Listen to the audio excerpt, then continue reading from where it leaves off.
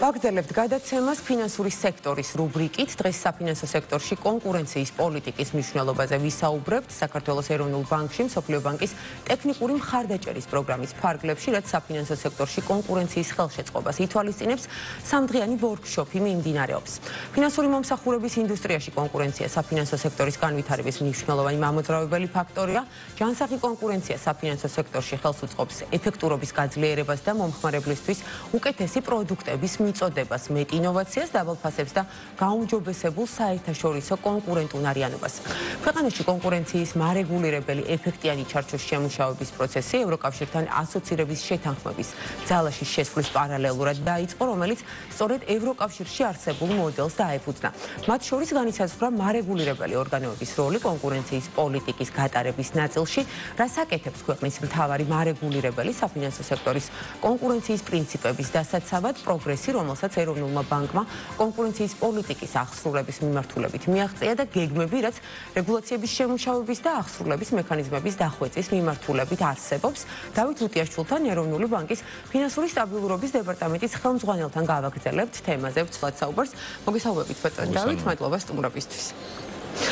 ბატონ დავით, პირველ რიგში სანამ ვისაუბრებთ კონკურენციის მნიშვნელობაზე, უნდა შევეხოთ, რა თქმა უნდა, ფინანსური სტაბილურობის კომიტეტის გადაწყვეტილებებს, მიუხედავად იმისა, რომ ჩვენმა ჟურნალისტმა ქრისტინა გამთენაძემ დეტალურად ჩაშალა იპოთეკურ სესხებთან დაკავშირებული სიახლეები, თქვენ მინდა გთხოვოთ და საინტერესო იქნება თქვენგან მოვისმინოთ ის მთავარი აქცენტები, რაც ფინანსური სტაბილურობის კომიტეტზე დაისვა და ასევე მიღებული გადაწყვეტილების წინაპირობები განგვიმარტოთ.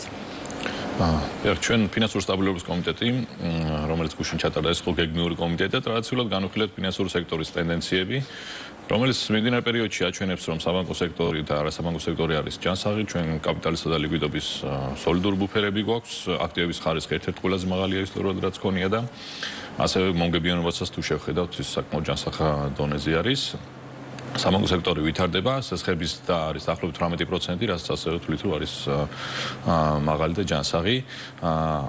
თუმცა თუ შევხედავთ, თქვათ, მის დინამიკას და დეკომპოზიციას, აქ ძირითადად დომინირებს ბიზნეს სესხები, რაც გრძელვადიანი იზრდისთვის კარგია, ასევე სამომხმარებლო სესხები, მაგრამ ჩვენ შევნიშნოთ, რომ ბოლო საკმაოდ ხნის განმავლობაში, თქვათ, იპოთეკური სესხების და არის შედარებით დაბალი, დაახლოებით 10%-ია და ასევე დავუკვირდით დინამიკას, რომ ამ იპოთეკების უკან, თქვათ, უძრავი ქონების ბაზარზეც გარკვეული, ასე ვთქვათ, ეკონომიკის ნორმალიზაციის პარალელურად, რადგან ყველაზე ციკლური სექტორი არის, აქაც შეიძლება კონდეს გარკვეული ნორმალიზაცია დინამიკაში, ამიტომ ეროვნულ ბანკმა გაითვალისწინა ეს ფაქტორები, ასევე ის, რომ იპოთეკების ხელმისაწვდომობის კუთხით, თქვათ, საპროცენტო განაკვეთები არის მცირედით გაზრდილი ბოლო თვეებში ლარის იპოთეკაში და ამიტომ გადავწყვიტეთ, რომ გარკვეული ნაბიჯები გადაგვედგა იმისთვის, რომ ეს ნორმალიზაციის პროცესი იყოს უფრო მდგრადი, კერძოდ ჩვენ გადავწყვიტეთ, შეღავათი დავუწესოთ, როგორც აღნიშნული იყო თქვენს სიუჟეტში და მომხმარებელს მოუწევს შედარებით ნაკლები წინასწარი შენეტანის გაკეთება იპოთეკაზე, რაც ხელმისაწვდომობას გაზრდის და ვფიქრობთ, ეს ასევე გაზრდის მოთხოვნას უძრავი ქონების ბაზარზე.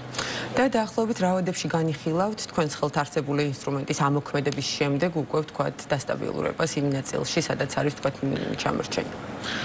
ზოგადად ბაზარი შეიძლება ვთქვათ, რომ დღესაც სტაბილურია, უბრალოდ ამით უზრუნველყოფთ, რომ ის მდგრადი იქნება შემდეგ პერიოდში, როდესაც ვთქვათ ეს ეკონომიკის ნორმალიზაცია განხორციელდება, ეკონომიკური ზრდის. ეს რეგულაცია მიღებული იყო გუშინ წინ და ის ხელმოწერისთანავე ამოქმედა, ანუ მუშაობს, შეგვიძლია ვთქვათ, ეს რეგულაცია უკვე ცხადია კომერციული საბანკო სექტორში ჭირდება გარკვეული პერიოდი, როგორც წესი, დაახლოებით 1 თვე, რომ ეს ცვლილება ასახოს მის პროცედურებში და უშუალოდ საბოლოო მოხმარებელმა ისარგებლოს ამით. ამიტომ დაახლოებით 1 თვის ვადაში უკვე დავინახავთ ამის პირველად შედეგებს. კი ბატონო, და მომხმარებლებსაც შეეძლებათ უკვე გამარტივებული პირობებით ისარგებლონ, რაც იმედია იქნება მათთვის ერთგვარი წახალისება. რომ დავუბრუნდეთ ახლა ჩვენს დაანონსებულ თემას, რაც უკავშირდება კონკურენციას საფინანსო სექტორში, პირველი კითხვა მინდა ასე გავაჟღეროს, ების მთავარი მანდატიდან გამომდინარე, რაც ფინანსური სტაბილურობის შენარჩუნებაა. მინდა გკითხოთ, კონკურენცია ფინანსურ სექტორში რამდენად არის მნიშვნელოვანი ამ ნაწილში, ამ კონტექსტში და ასევე ეს ფაქტორი რამდენად განსაზღვრავს, ვთქვათ, დადებით მაჩვენებლებს ფინანსურ სტაბილურობაში. ზოგადად ნაწილი ეკონომისტების მიიჩნევს ხოლმე რომ კონკურენცია და ფინანსური სტაბილურობა შეიძლება ერთმანეთთან წინააღმდეგობაში იყოს, იმიტომ რომ კონკურენტული ბაზარი ცხადია გარკვეული რისკებს ნიშნავს ხოლმე ფინანსური სექტორის, რომ კონდეს სოლიდური ბუფერები და მომგებიანობა და ამავდროულად, თუმცა გრძელვადიან პერიოდში, რომ კონდეს ფინანსური სტაბილურობა და ჯანსაღი ფინანსური სექტორი, ამისთვის სჭირდება რომ ის იყოს კონკურენტული, იმიტომ რომ კონკურენცია უბიძგებს ფინანსურ სექტორს და ინსტიტუტებს თვითონ რომ იყვნენ ვეროთქვი ძლიერები. ამიტომ ის რომ ეროვნულ ბანკს აქვს ორივე მანდატი, ფიქრობ რომ ეს დადებითია და არის დიდი სინერგია და მეორე მხრივ ჩვენ საშუალებას გვაძლევს რომ დავაბალანსოთ ისეთი გადაწყვეტილება არ მივიღოთ კონკურენციის ხელშეწყობის დროს ფინანსურ სტაბილურობას დააზარალებს და ფინანსურ სტაბილურობის გადაწყვეტილების მიღებისას ვითვალისწინებთ გავლენას კონკურენციას. ზოგადად რომ შევაფასოთ ჩვენი ბაზარი ცხადი გამოწვევები არის იმ კუთხით, რომ ჩვენ ვართ მცირე ეკონომიკა და როგორც წესი ასეთ ეკონომიკებში კაპიტალის ბაზარი არ არის ხოლმე განვითარებული, ანუ ფინანსური სექტორი ძირითადად დომინირებულია საბანკო სექტორის მიერ და აქაც თუ შევხედავთ, ჩვენ გვაქვს ორი საკმაოდ მსხვილი ბანკი, ბაზრის დაახლოებით 80%, ამიტომ ცხადია შეიძლება ჩაითვალოს გამოწვევა, თუმცა თქვენ აღნიშნეთ სოფლიო ბანკის ექსპერტები, ისინიც აღნიშნავენ, რომ კონცენტრაცია აუცილებლად აღნიშნავს, რომ კონკურენცია არ არის და ჩვენი შეფასებაც არის, რომ საკმაოდ მაღალია ბაზარზე დღეს კონკურენცია. თუ შევხედავთ ჩვენ საბანკო სექტორის მომხმარებელი არის დაახლოებით 2 მილიონი ადამიანი, მაშინ დასრული ადამიანების რაოდენობა 3 მილიონი დაახლოებით, საგადახდო სერვისებითაც პენეტრაცია გვაქვს ერთ-ერთი ყველაზე მაღალი, ანუ მომხმარებელი აქტიურად იყენებს ფინანსურ სერვისებს. ცხადია, ჩვენ შეიძლება მუდამ გვინდოდეს, რომ ეს იყოს უფრო იაფი, მაგრამ ის რომ ასე ხშირად ვიყენებთ ამ სერვისებს, ნიშნავს, რომ მომხმარებლის დიდი ნაწილი არის მაინც კმაყოფილი იმ ფასებით, რაც დღეს არის ბაზარზე. ბატონ დავით, ამ ეტაპზე ეროვნულ ბანკში მომდინარეობს სოფლიო ბანკის ძალიან საინტერესო პროგრამა ტექნიკური დახმარების. უფრო დეტალურად რომ ჩავშალოთ, რას მოიცავს ეს ტექნიკური დახმარების პროგრამა და ვორქშოპი რისგან შედგება? ზოგადად ფინანსური სექტორის კონკურენციის პოლიტიკა არის განგზობითი პროცესი, ანუ სულ იდეალური გარემო გქონდეს, კონკურენციაში ჭირდება მუდმივად ხელშეწყობა იმისთვის, რომ არსებული მოთამაშეები მინიმუმ არ მოდუნდნენ, ასე ვთქვათ, და არ შეასუსტონ მათი ეფექტიანობის და ეს ვორქშოპი ფოკუსირებულია იმ საკითხებზე, რომ როგორ შეძლოთ, რომ წავახალისოთ მომავალში ფინანსურ სექტორში კონკურენცია, არის ორი ძირითადი მიმართულება, რაზეც მუშაობთ, ეს შეიძლება იყოს როგორც სამასეძახიანი ex-ante პოლიტიკას, ანუ როდესაც ჩვენ წინასწარ ისეთ რეგულაციებს ვქნით, რომელიც უზრუნველყოფს, რომ ბაზარი იყოს ღია და არსებულ მოთამაშეებს შეეძლონ განავითარონ ახალი პროდუქტები. ამ კუთხით ეროვნული ბანკი აქტიურად მუშაობდა აქამდეც, ჩვენ ბაზარი ღია გვაქვს, საკმაოდ მარტივი არის საბანკო ლიცენზიის აღება, რაიმე განსაკუთრებული პირობა გვაქვს, გარდა იმისა, რაც მინიმალური აუცილებელია და ასევე ბოლო წლებში განახორციელებთ იგივე მიკრობანკის ლიცენზია შემოვიღეთ, თქვა ციფრული ბანკის და შემდეგ და ამ კუთხით ინიციატივებზე მუშაობდა სოფლიო ბანკის ექსპერტები დაგვეხმარებიან, რომ აღმოაჩინოთ ამ კუთხით რაიმე ღია საკითხები ხომ არ გვაქვს დღეს, რაც ზღუდავს ბაზარზე ახალი მოთამაშეების შემოსვლას ან არსებულ მოთამაშეების შემდგომ განვითარებას. ბატონ დავით, მინდა გკითხოთ როლზე და უფლებამოსილებებზე ეროვნული ბანკის, როგორც საფინანსო სექტორის მარეგულირებლის კონკურენციის პოლიტიკის გატარების ნაწილში, რას მოიცავს ის? ჩვენ აღვნიშნეთ, რომ 2023 წლიდან ახალი თემაა შეიძლება ითქვას. თემა ახალია, როცა ეს თქვა შეიძლება კანონით განისაზღვრა, თუმცა ობიექტურად მე შემიძლია აღვნიშნო, რომ ეროვნული ბანკი მუდამ ითვალისწინებდა კონკურენტულ გარემოს საბანკო სექტორში და ჩვენ ყველა გადაწყვეტილების ერთ-ერთ კომპონენტს ეს წარმოადგენდა. ისე და ისე იქიდან გამომდინარე, ჩვენ გვესწრო კონკურენცია ჯანსაღი ფინანსური სექტორის წინაპირობა არის. ამიტომ ამ მანდატით ჩვენ უბრალოდ ოფიციალურად დაგვემატა ეს ჩარჩოს განვითარების ვალდებულება და ასევე ის რომ ერთი არის რეგულაციების კუთხით მიღებული გადაწყვეტილება და მეორე არის ეგრეთ წოდებული ex-post გადაწყვეტილებები, როცა ასე ვთქვათ, ცალკეულ მომხმარებელს შეუძლია რომ ოფიციალურად მაგალითად იჩიროს ეროვნულ ბანკში, რომ აი ჩემი კონკურენტი უსამართლოდ იქცევა, ან ჩემი კონკურენტები არიან გარიგებული. ანუ თუ იქამდე ეს თქვა შეიძლება ესეთი უფლებამოსილება ჩვენ არ ქონდა, ჩვენ ვთქვათ კონკურენცია არ არის ჩვენი ვთქვათ კომპეტენციის საკითხი, ახლა ოფიციალური ვალდებულება აქვს რომ ესეთი საკითხები მათ შორის შევისწავლოთ. თუმცა პრაქტიკაში შემიძლია გითხრათ რომ ეროვნული ბანკი პროაქტიულად ახორციელებს ამ ინიციატივებს, ამიტომ არ არის აუცილებელი რაღაც ოფიციალური ჩივილი სახე მიცეთ ასეთი მომართვებზე ყოველთვის ახდენთრიებია. ეროვნული ბანკის კონკურენციის განყოფილება უნდა ვახსენოთ ალბათ აქ, რომელიც ძალიან აქტიურად მუშაობს. აქედან გამომდინარე, მას შემდეგ რაც შეიქმნა კონკურენციის განყოფილება, პროგრესზე მინდა გკითხოთ, რამდენად თვალსაჩინოა კონკურენციის ნაწილში. და მომხმარებელთა უფლებების, რა თქმა უნდა. ცხადია, როდესაც ვქნით რაღაც კონკრეტულ, ასე ვთქვათ, სამუშაო გუნდს ეროვნულ ბანკში, ცხადია მათი უკვე პრიორიტეტი ხდება. ერთია ხომ შეიძლება ვთქვათ ფინანსურ სტაბილურობაზეც მუშაობს ჩემი გუნდი, მაგრამ ვთქვათ კონკურენცია იყოს ყოველთვის რაღაც გვერდით ამოცანა. როცა ასეთ ცალკე სამუშაო ჯგუფს ვქნით, ცხადია ეს პრიორიტეტს აენჭებს ამ საკითხებს და მართლაც პროგრესი დიდია.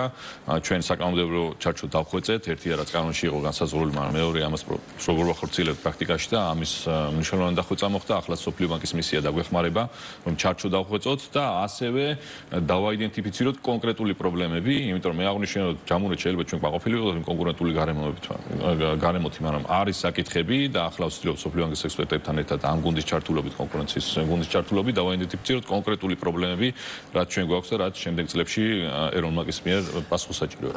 საინტერესოა როგორია სოფლიო ბანკის შეფასება 10 უკვე მიღწეულ შედეგებზე და ასევე საინტერესოა რა არის ის კონკრეტული საკითხები, თქვათ, რომელშიც საჭიროა ჩარევა და განვითარება. თქვენ ახსენეთ მიკრობანკები, ეროვნული ბანკი გასცემს ლიცენზიას მიკრობანკების, ანუ მუდმივად დინამიურად ვითარდება სექტორი, შესაბამისად ალბათ კონკურენციის ნაწილშიც განვითარებამ დინამიურად უნდა აუწყოს ამ პროცესს.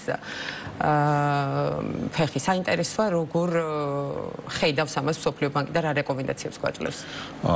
ეს მისია გუშინ დაიწყო, ასე ვთქვათ, და რამდენიმე თვეს გაგრძელდება და შემდეგ ანგარიშსაც გამოქვეყნებენ, ამიტომ დღეს მე გამიჭირდება რომ თქვა რა შეფასება ექნება მისიას, თუმცა ზუსტად ამის ამოცანა არის რომ ვიპოვოთ კონკრეტული პრობლემები, დიდი ალბათობით ეს იქნება საჯარო დოკუმენტი და თქვენ შეგიძლიათ მაყურებელიც გაეცნოს რა იქნება მათი მიგნებები და რეკომენდაციები. მე შემიძლია გითხრათ რომ ეს დაახლოებით იგივე გუნდია, ვინც ჩვენ ყავდა ფინანსური სექტორის შეფასების პროგრამაში 2021 წელს და მათი რეკომენდაციები საჯაროა და რამოდენიმე რეკომენდაცია იყო, მათ შორის მიკრობანკის ლიცენზიაც მათი რეკომენდაციის ნაწილი იყო, ასევე ციფრული ბანკის იდეაც და ასევე ღია ბანკინგი, რომელიც ნიშნავს, რომ შედარებით მსხვილი მოთამაშეებს ჩვენ ვავალდებულებთ, მსხვილი ბანკებს, რომ ის ინფორმაცია, რაც მათ კლიენტზე აქვს, რაც მათ საშუალებას აძლევს, რომ გაყიდონ პროდუქტები, გაუნაწილონ მცირე ბანკებსაც. ამიტომ ასეთი რეკომენდაციები იყო 2021 წელს შემოწმებული ნაწილი. სტრატეგიაშიც არის ეს კონკურენციის მიმართულება გაწერილი ალბათ.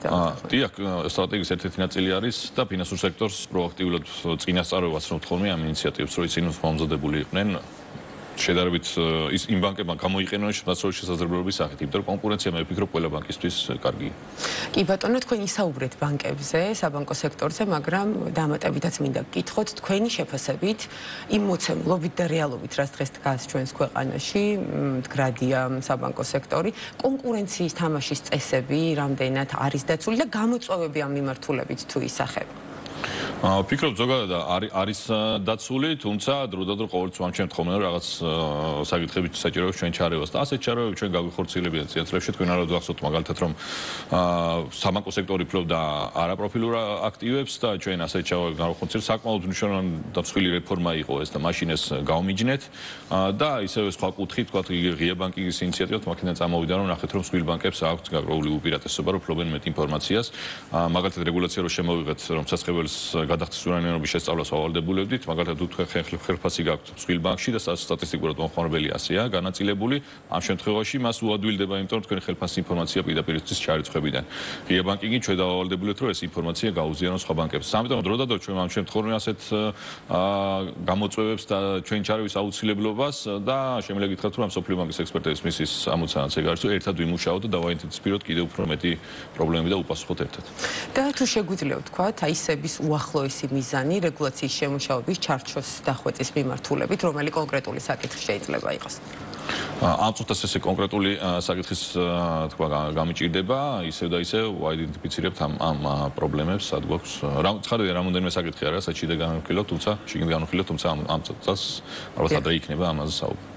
საინტერესო იქნება უკვე სოფლიო ბანკის მისიის დასრულების შემდეგ, თუ რა შედეგებით დასრულდება ეს ყველაფერი, რა რეკომენდაციებს მოგცემენ ისინი და რა გეგმებს დასახავს ეროვნული ბანკი, სიახლეებით, რა თქმა უნდა, გელოდებით ჩვენი რუბრიკის ფარგლებში.